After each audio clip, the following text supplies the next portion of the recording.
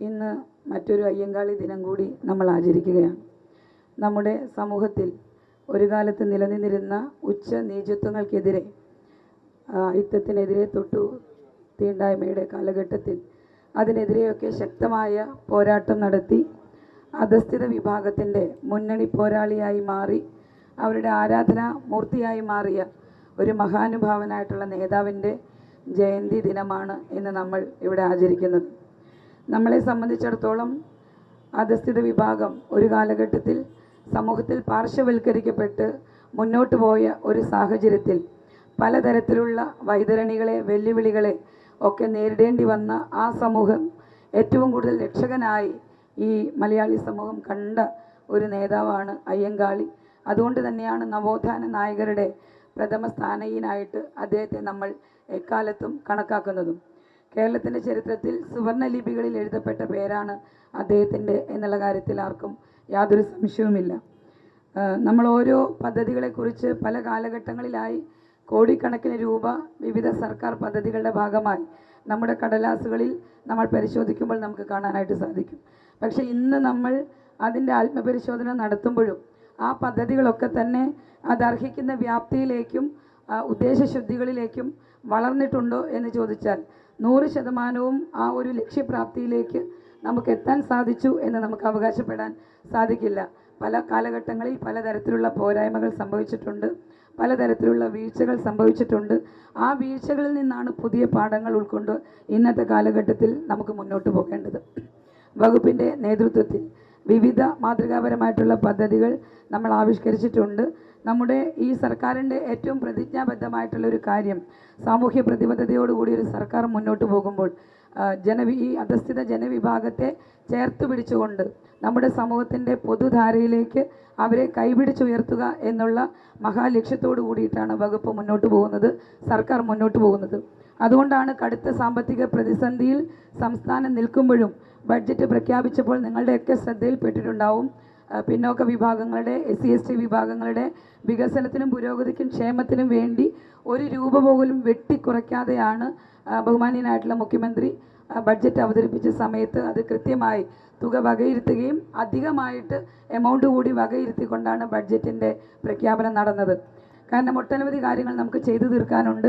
1-2 ദിവസങ്ങൾ കൊണ്ട് എല്ലാതരം പോരായ്മകളെയും നമുക്ക് ഒറ്റയടിക്ക് വിസ്മയം കാണിച്ച് അവസാനിപ്പിക്കാൻ കഴിയുന്നതല്ല. പക്ഷേ നിങ്ങളുടെയൊക്കെ പൂർണ്ണമായിട്ടുള്ള പിന്തുണയുണ്ടെങ്കിൽ എന്തൊക്കെ പ്രതിസന്ധികൾ നമ്മുടെ മുന്നിലുണ്ടെങ്കിലും വകുപ്പും സർക്കാരും ആഗ്രഹിക്കുന്ന കാര്യങ്ങളിലേക്ക് ഏറ്റവും എളുപ്പത്തിൽ നടന്നെടുക്കാനായിട്ട് നമുക്ക് സാധിക്കും. വിവിധ വകുപ്പുകളുടെ ഒരു സംയോജിതമായിട്ടുള്ള ഇടപെടൽ കൂടി തീർച്ചയായിട്ടും നമ്മുടെ വകുപ്പിൻ്റെ മുന്നോട്ടുള്ള പോക്കിലുണ്ടാകും. കാരണം എല്ലാവരും കൂടി ആലോചിച്ച് ഒരു വ്യക്തി മാത്രം ഒറ്റയ്ക്ക് വിചാരിച്ചാൽ നമുക്ക് സമൂഹത്തിൽ മാറ്റങ്ങൾ കൊണ്ടുവരാനായിട്ട് സാധിക്കില്ല. പക്ഷേ എല്ലാവരും കൂടി എല്ലാ അർത്ഥത്തിലും പൂർണ്ണമായ സഹകരണത്തോടു കൂടി മുന്നോട്ട് പോയാൽ നമുക്കത് പ്രാപ്യമാകുന്ന ഒരു ദിവസം തീർച്ചയായിട്ടും ഈ സർക്കാരിൻ്റെ കാലഘട്ടത്തിൽ തന്നെ വരും എന്നുള്ള ശുഭപ്രതീക്ഷയോട് കൂടിയിട്ടാണ് നമ്മൾ ഓരോ ദിവസവും മുന്നോട്ട് പോകുന്നത്. വിദ്യാർത്ഥികൾക്കായിട്ടുള്ള ഈ ഗ്രാൻസ് നമുക്ക് സമയബന്ധിതമായി കുടിശ്ശിക ഉണ്ടായിരുന്നതൊക്കെ നമുക്ക് കൊടുത്തു തീർക്കാനായിട്ട് സാധിച്ചിട്ടുണ്ട്. SC വിഭാഗങ്ങൾക്കുള്ള ഭവന നിർമ്മാണ പദ്ധതി ഏറ്റവും അടുത്ത ദിവസങ്ങളിൽ തന്നെ ആരംഭിക്കാൻ കഴിയുന്ന അവസ്ഥയിലേക്ക് അതിൻ്റെ പ്രവർത്തനങ്ങൾ, അതുപോലെ തന്നെ അതിൻ്റെ മാർഗനിർദ്ദേശങ്ങളൊക്കെ തയ്യാറായി കഴിഞ്ഞു. അതുമായിട്ട് ബന്ധപ്പെട്ട നിയമ ഭേദഗതിയും അതുപോലെ തന്നെ അതിലേക്ക് ഫണ്ടിൻ്റെ ലഭ്യത ഉറപ്പുവരുത്തുകയും ഒക്കെ ചെയ്യുന്ന കാര്യങ്ങളിലേക്ക് സർക്കാർ കടന്നിരിക്കുകയാണ്. അതുപോലെ തന്നെ വിദ്യാർത്ഥികൾക്ക് വിദേശത്ത് പോയി പഠിക്കാനും സിവിൽ സർവീസ് ഉൾപ്പെടെയുള്ള ഉന്നതമായിട്ടുള്ള പരിശീലന പരിപാടികൾക്ക് അവർക്ക് സ്വകാര്യ സ്ഥാപനങ്ങളിലടക്കം പരിശീലനം നേടുന്നതിനുള്ള സാമ്പത്തിക സഹായം നൽകിയും അതുപോലെ തന്നെ വിവിധ മേഖലകളിൽ പണിയെടുക്കുന്ന സ്ത്രീകൾക്ക് വേണ്ടി അവർക്ക് സ്വയം തൊഴിൽ കണ്ടെത്തുന്നതിന് വേണ്ടി ദാക്ഷായണി വേലായുധൻ്റെ പേരിൽ ഏറ്റവും വലിയ ഒരു തൊഴിൽ സംരംഭകത്വ പരിശീലന പരിപാടി നമ്മൾ പ്രഖ്യാപിച്ചിരിക്കുകയാണ്. 15 ലക്ഷം രൂപ വരെയുള്ള പ്രപ്പോസലുകൾക്ക് അംഗീകാരം നൽകി അവർക്ക് 10 ലക്ഷം രൂപ വരെ സബ്സിഡി കൊടുത്തുകൊണ്ടാണ് ആ പരിപാടി ആസൂത്രണം ചെയ്തിരിക്കുന്നത്. അതുകൊണ്ട് എല്ലാ തരത്തിലും SC വിഭാഗങ്ങളുടെ പൂർണ്ണമായിട്ടുള്ള ഒരു പുരോഗമനത്തിനും ക്ഷേമത്തിനും പുരോഗതിക്കും ഒക്കെ വേണ്ടി നമുക്കെല്ലാവർക്കും ഒത്തൊരുമിച്ച് പെരുമാറാം എന്നുള്ളതാണ്. മുൻകാലത്ത് അന്ന് തൊട്ടുകൂടായ്മയും തീണ്ടിക്കൂടായ്മയും ഒക്കെ നിലനിന്നിരുന്നൊരു കാലഘട്ടത്തിൽ കൂടി അയ്യങ്കാളി മുന്നോട്ട് വെച്ച ആ ഒരു നയം വിദ്യാഭ്യാസത്തിലൂടെ, അറിവിലൂടെ മാത്രമേ സമൂഹം നേരിടുന്ന ഈ പാർശ്വവൽക്കരിക്കലും വിവേചനവും ഒക്കെ അവസാനിപ്പിക്കാൻ കഴിയൂ എന്നുള്ള തിരിച്ചറിവ് അദ്ദേഹത്തിൻ്റെ കാലഘട്ടത്തിൽ അദ്ദേഹത്തിനുണ്ടായിരുന്നു. അതിനുവേണ്ടി തന്നെയാണ് അദ്ദേഹം പോരാടിയത്. അങ്ങനെ ആ പോരാട്ടം നടന്നപ്പോൾ ഒരു വർഷക്കാലത്തോളം നീണ്ടുനിന്ന കർഷക സമരം കൂടി അദ്ദേഹത്തിന് ആസൂത്രണം ചെയ്യാൻ കഴിഞ്ഞു. ഇന്നുള്ള സമയത്ത് പോലും ഇത്രയധികം ആധുനിക സംവിധാനങ്ങൾ നമ്മുടെ കൺമുന്നിൽ അണിനിരക്കുമ്പോഴും നമ്മുടെ വിരൽത്തുമ്പിനകത്ത് ലോകമെമ്പാടുമുള്ള സാമ്പത്തിക, സാമൂഹിക, സാംസ്കാരിക തലങ്ങളിലുള്ള മാറ്റങ്ങൾ നമ്മുടെ കൺമുന്നിൽ അതത് നിമിഷങ്ങളിൽ തന്നെ വരുമ്പോഴും നമുക്ക് ആലോചിക്കാൻ കഴിയും, അന്ന് ഇതൊന്നുമില്ലാതിരുന്ന കാലഘട്ടത്തിൽ കൂടി അദ്ദേഹത്തിന് ജനങ്ങളെ അണിനിരത്താനും സമരങ്ങളെ ഏറ്റവും മാതൃകാപരമായിട്ട് സംഘടിപ്പിക്കാനും ഒക്കെ കഴിഞ്ഞ ഒരു ചരിത്ര സത്യം നമ്മുടെ മുന്നിലുണ്ട്. അപ്പോൾ അതൊക്കെ തിരിച്ചറിഞ്ഞുകൊണ്ട് ഇന്നത്തെ കാലഘട്ടം നേരിട്ടുകൊണ്ടിരിക്കുന്ന വെല്ലുവിളികളെ അതിജീവിച്ചുകൊണ്ട് നമുക്ക് മുന്നേറാം എന്ന് എല്ലാവരെയും സ്നേഹത്തോടു കൂടി ഓർമ്മിപ്പിച്ചുകൊണ്ട് അധസ്ഥിത വിഭാഗത്തിൻ്റെ വിമോചനത്തിന് വേണ്ടി, അവരുടെ സ്വാതന്ത്ര്യത്തിന് വേണ്ടി, അയിത്ത നിർമ്മാർജ്ജനത്തിന് വേണ്ടിയൊക്കെ അക്ഷീണം പ്രയത്നിച്ച അയ്യങ്കാളി എന്ന ധീരനായ ആ പോരാളിയുടെ ദീപ്തമായിട്ടുള്ള സ്മരണയ്ക്ക് മുന്നിൽ എൻ്റെ ശിരസ് നമിച്ചുകൊണ്ട് എല്ലാവരെയും അഭിവാദ്യം ചെയ്തുകൊണ്ട് ഞാൻ എൻ്റെ സംസാരം അവസാനിപ്പിക്കുകയാണ്. മഹാനായ അയ്യങ്കാളിയുടെ 163-ാം ജന്മദിനമാണ് ഇന്ന് ആചരിച്ചുകൊണ്ടിരിക്കുന്നത്. അദ്ദേഹത്തിനെക്കുറിച്ച് വളരെ വിശദമായി തന്നെ നേരത്തെ അധ്യക്ഷ പ്രതിപാദിച്ച കാര്യം ഞാൻ ആവർത്തിക്കുന്നില്ല. 1863 ആഗസ്റ്റ് മാസം 28-ാം തീയതി വെങ്ങാനൂരിലെ വളരെ പാവപ്പെട്ട കുടുംബത്തിൽ ജനിച്ച മഹാനായുള്ള അയ്യങ്കാളി അദ്ദേഹം ആണ് സ്വന്തം സമുദായത്തിൻ്റെ പിന്നോക്കാവസ്ഥയ്ക്കെതിരെ അതിശക്തമായ പോരാട്ടം നടത്തിയത്. അദ്ദേഹം നടത്തിയ 1893 നടത്തിയ വില്ലുവണ്ടി സമരം അന്നത്തെ കാലത്ത് വലിയൊരു കോളിളക്കമാണ് സൃഷ്ടിച്ചത്. കസവ് നേരിയത് കൊണ്ട് തലപ്പാവ് കെട്ടി, തോളിൽ ഷോളും തൂക്കി, നെറ്റിയിലൊരു അട്ടപ്പൊട്ടുമിട്ട്, കാതിൽ കടുക്കന് പണിഞ്ഞ ആ രൂപം അന്നത്തെ സവർണ ഫാസിസത്തിനെ സത്യം പറഞ്ഞാൽ ഞെട്ടിക്കുകയാണുണ്ടായത്. മാത്രമല്ല ആ കാലഘട്ടം എന്ന് പറയുമ്പോൾ പട്ടികജാതിയിൽപ്പെട്ടവർക്ക് ക്ഷേത്രങ്ങളിൽ മാത്രമല്ല, ക്ഷേത്ര പരിസരങ്ങളിൽ കൂടെ പോലും നടക്കാനുള്ള സ്വാതന്ത്ര്യം ഉണ്ടായിരുന്നില്ല. മാത്രമല്ല സവർണന്മാർ നേരെ വരുമ്പോൾ വഴിമാറി കൊടുക്കേണ്ട ഒരവസ്ഥയും കൂടെ അന്ന് അവർക്കുണ്ടായി. വിദ്യാലയങ്ങളിൽ പോലും ദളിത് കുട്ടികൾക്ക് പ്രവേശനം ഉണ്ടായിരുന്നില്ല. അതിനെതിരായിട്ടാണ് പഞ്ചമി എന്ന കുട്ടിയെയും കൂട്ടിക്കൊണ്ട് സർക്കാർ പള്ളിക്കൂടത്തിൽ ചെന്ന ശ്രീ അയ്യങ്കാളി. അദ്ദേഹം പറഞ്ഞു, ഈ കുട്ടിയെ നിങ്ങളിവിടെ പഠിപ്പിച്ചില്ലെങ്കിൽ നിങ്ങളുടെ വയലുകളൊന്നും കൊയ്യാൻ ഞങ്ങൾ ആരും വരില്ല, നിങ്ങളുടെയൊക്കെ വയലുകളിൽ പുല്ല് തുളർക്കും എന്ന് അദ്ദേഹം പറഞ്ഞത് ആ കാലത്ത് വലിയൊരു വിപ്ലവമായിരുന്നു. അങ്ങനെ ആ കുട്ടിയെ അവിടെ പ്രവേശിപ്പിക്കേണ്ടി വന്നു. അങ്ങനെയുള്ള എത്രയോ കാര്യങ്ങൾക്ക് അദ്ദേഹം നേതൃത്വം നൽകി. മാത്രമല്ല 1911 ശ്രീമൂലം പ്രജാസഭയിൽ അദ്ദേഹം അംഗമായപ്പോൾ ശക്തമായി തന്നെ ബ്രിട്ടീഷ് ഭരണത്തിനെതിരായും കേരളത്തിലെ അസമത്വത്തിനെതിരായും അതിശക്തമായ പോരാട്ടമാണ് അദ്ദേഹം കാഴ്ചവെച്ചത്. ശരിക്കും പറഞ്ഞാൽ 1936 നവംബർ 12-ാം തീയതി ക്ഷേത്രപ്രവേശന വിളംബരത്തിൻ്റെ മുഖ്യ കാരണക്കാരൻ ശ്രീ അയ്യങ്കാളിയായി.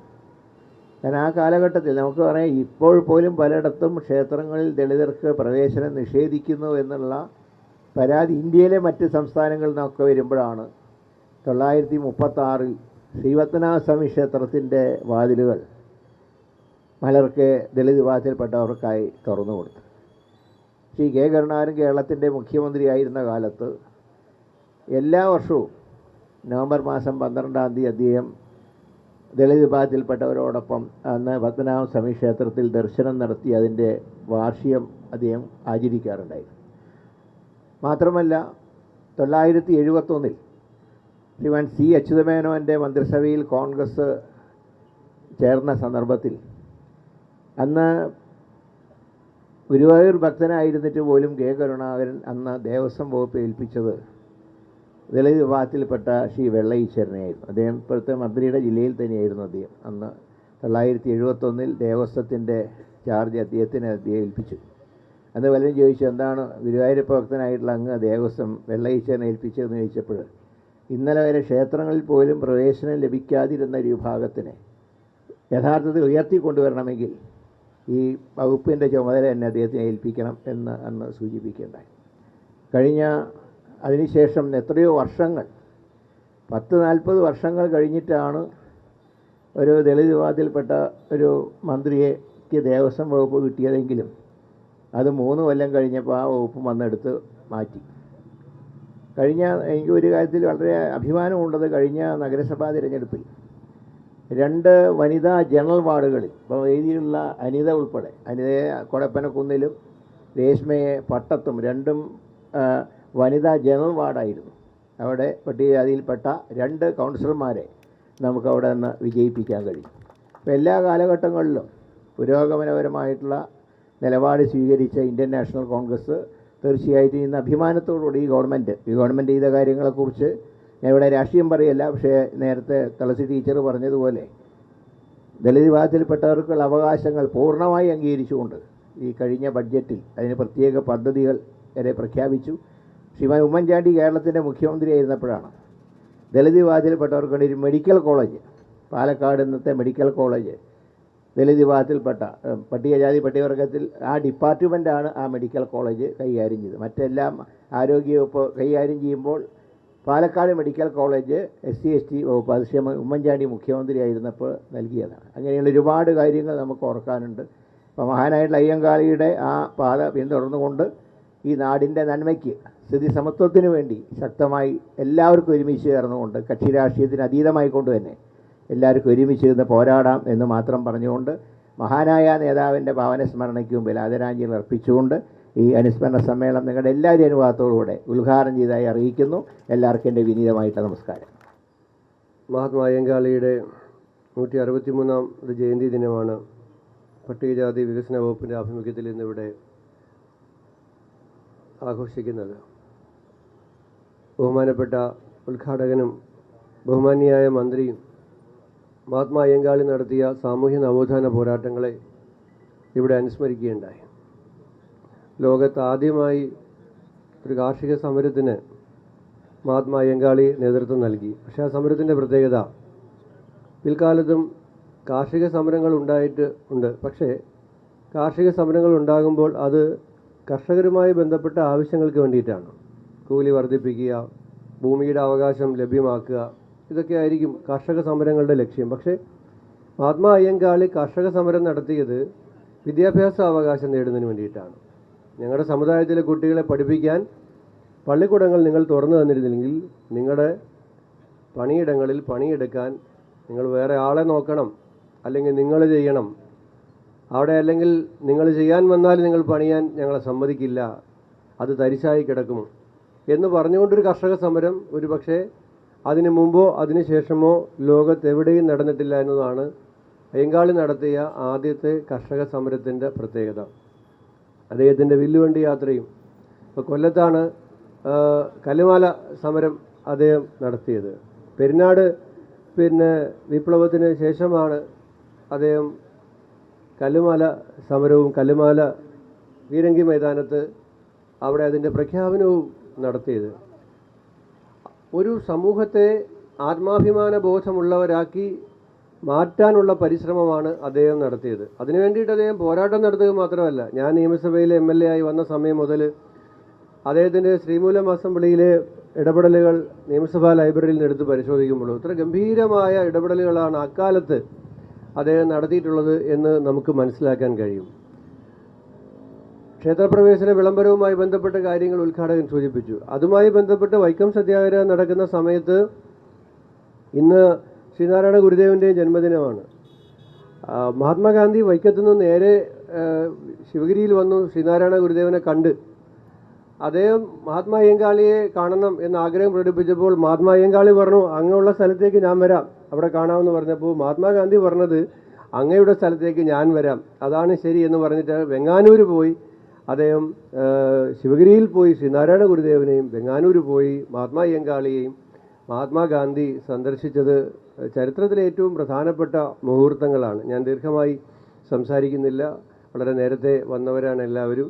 അതുകൊണ്ട് അദ്ദേഹത്തിൻ്റെ മുന്നോട്ട് വെച്ച പോരാട്ടത്തെ, സാമൂഹ്യ നീതിക്ക് വേണ്ടിയിട്ടുള്ള പോരാട്ടങ്ങളെ മുന്നോട്ട് കൊണ്ടുപോകാനാണ് ഈ സർക്കാർ ശ്രമിക്കുന്നത് എന്ന് വളരെ വിശദമായി പട്ടികജാതി വികസന വകുപ്പ് ചെയ്യുവാൻ ഉദ്ദേശിക്കുന്ന കാര്യങ്ങൾ പറഞ്ഞുകൊണ്ട് ബഹുമാനപ്പെട്ട മന്ത്രി മഹാത്മാ അയ്യങ്കാളി മുന്നോട്ട് വയ്ക്കുന്ന സാമൂഹ്യ നീതിക്കായിട്ടുള്ള പോരാട്ടങ്ങളെ ഈ സർക്കാർ മുന്നോട്ട് പോകും. അത് ശ്രീ ഉമ്മൻചാണ്ടിയുടെയും ശ്രീ കെ കരുണാകരൻ്റെയും കാര്യം ഇവിടെ അനുസ്മരിച്ചു. ലീഡർ അന്ന് പട്ടികജാതി വകുപ്പ് ഏറ്റെടുത്തിട്ടാണ് ഡയറക്റ്റ് റിക്രൂട്ട്മെൻറ്റ് വഴി എത്രയോ ആളുകൾക്ക് ജോലി നേരിട്ട് ലഭിക്കുന്നതിനായിട്ടുള്ള വിദ്യാഭ്യാസ വകുപ്പിലാകട്ടെ ആരോഗ്യ വകുപ്പിലാകട്ടെ വിവിധ വകുപ്പുകളിൽ അത് ലീഡർ ചെയ്ത ഒരു വലിയ കാര്യമുണ്ട്.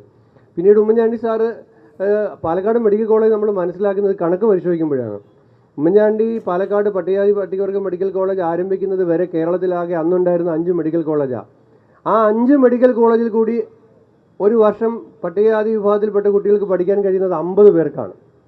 5 മെഡിക്കൽ കോളേജിലൂടെ പഠിക്കാൻ കഴിയുന്നത് 50 പേർക്കാണ്. പാലക്കാട്ടെ മെഡിക്കൽ കോളേജിൽ മാത്രം 75 കുട്ടികൾക്ക് അല്ലേ ഒരു വർഷം 70 കുട്ടികൾക്ക് ഒരു വർഷം പഠിക്കാൻ കഴിയും അവിടെ മാത്രം.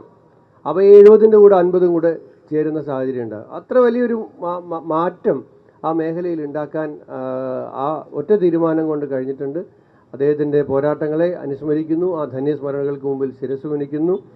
പട്ടികജാതി വികസന വകുപ്പ് നടത്തുന്ന സാമൂഹ്യനീതി പോരാട്ടങ്ങൾക്ക് എല്ലാ പിന്തുണയും അറിയിക്കുന്നു. നന്ദി, നമസ്കാരം.